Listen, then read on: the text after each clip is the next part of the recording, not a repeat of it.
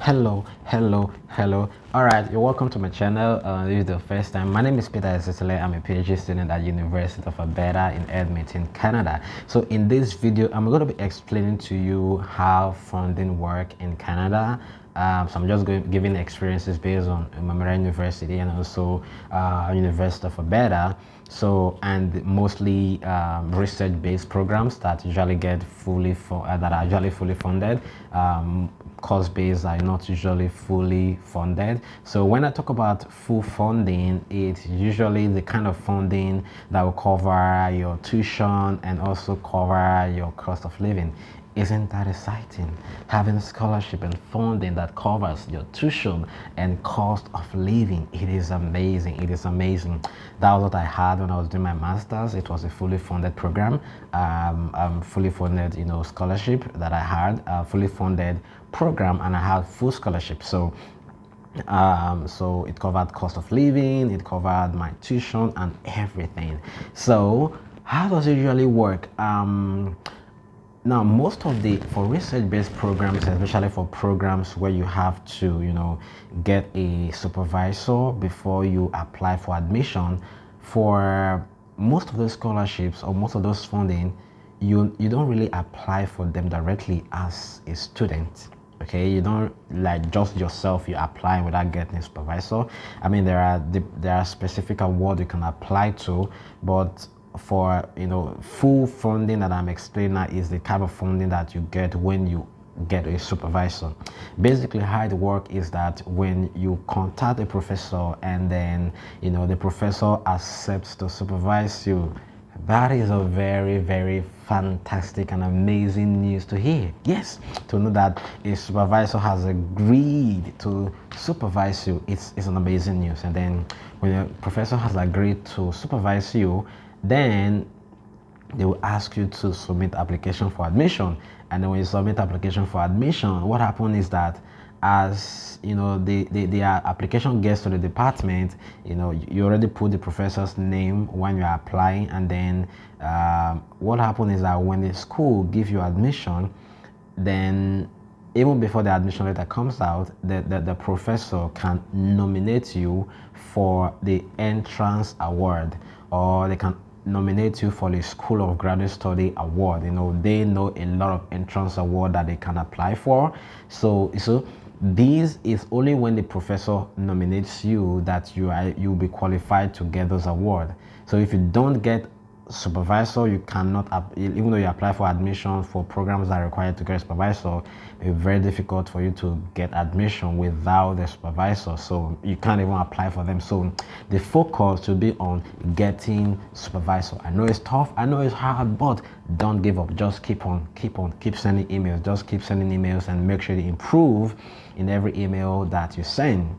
Okay, and then the professor now nominates you for these awards to the department, and then when the admission letter comes out, they are going to state you'll be admitted for so program, this is the start date, and then they're going to say this is the stipend, or this is the amount of scholarship or the amount of funding that you have. So most times it's going to cover your tuition. So but these are conversations that you need to have with your with your prospective supervisor, just to know where exactly, what is the type of funding opportunities that are available, how does it work, so that you'll be able to get prepared. And how do they get some of this funding? So these professors, they write grants, so they write grant, they have research proposals, and then they submit this grant to NSEC or CIHR. There are institutions in Canada that mostly handle a lot of research. So the professors submit these grants to these funding agencies and these funding association bodies, and then when they approve those funding, so the professor now need a master student to perform that research, or a PhD student to perform that research if it's a PhD project. And then when you come in as a master student, then the professor start paying you from that stipend, from that grant that was awarded to do that project.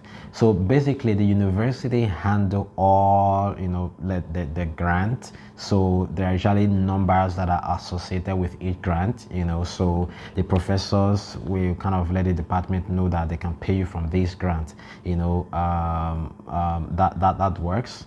And then some other times there are also situations where the program is not, is funded, but it might not be full funding, and you have to do a teaching assistant position in order to meet up the requirement for that funding. It's a teaching assistant kind of research, so you have to teach undergraduate students in able to not really food teaching, is mostly like helping in their lab and maybe their quiz and assignment. I'm going to explain that in another video. So how does it work when I came in Memorial University? So I have to get my my stipend set up. So no, they don't. It's going to take about 2-3 weeks for you to actually get your first stipend. So it's important to have something to really be able to survive within that, first 3 weeks before those 3 weeks before you actually get your stipend as you arrive in Canada. So it's good to have something for those 3 weeks before your stipend gets released. So what they do is that there's what they call payroll deduction. So payroll deduction means that they are going to calculate how much your tuition is going to be. Then from your total stipends or your scholarship, they are going to do, maybe every pay, mostly here they pay every 2 weeks. So they call it bi-weekly payment. So if they do the calculation, so the amount you're going to receive for a semester, so they calculate it and then they will be cutting it, every 2 weeks. Maybe they remove like maybe the $200, $300, depending on how big your tuition is. And then whatever is left is what you now get paid, every 2 weeks. So, but if you check your pay stub, you see that they've deducted something for tuition towards your tuition. So whatever is left, that should be able to help you with your rent, and some other cost of living as well, and some other time, maybe the first time, it might be that there are some other times where they give you lump sum scholarship, let's say $5,000, scholarship, when you just come and they just pay you once, and then sometimes you have to use from that and pay your tuition. So that's basically how it works. You have to kind of discuss with if it's not very clear to you, you can ask the professor that agreed to supervise you to see how it works. For some other some other research program that don't require you to get a supervisor before you apply, but maybe you're going to get a supervisor in the first year of your program, but you need to mention, when you're applying for admission, you need to mention like 2 or 3 professors that you are willing to work with. So basically how that works is that the department is the one that handles the funding.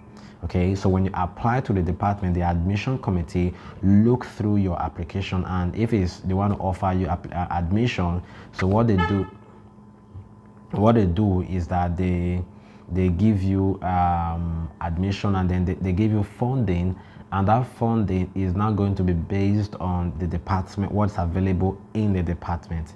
Okay, so the department handles such funding. So that is also another option. I know, for example, in University of Alberta, that's how chemistry department work. So, and then you have to do some teaching assistant as well in order to also,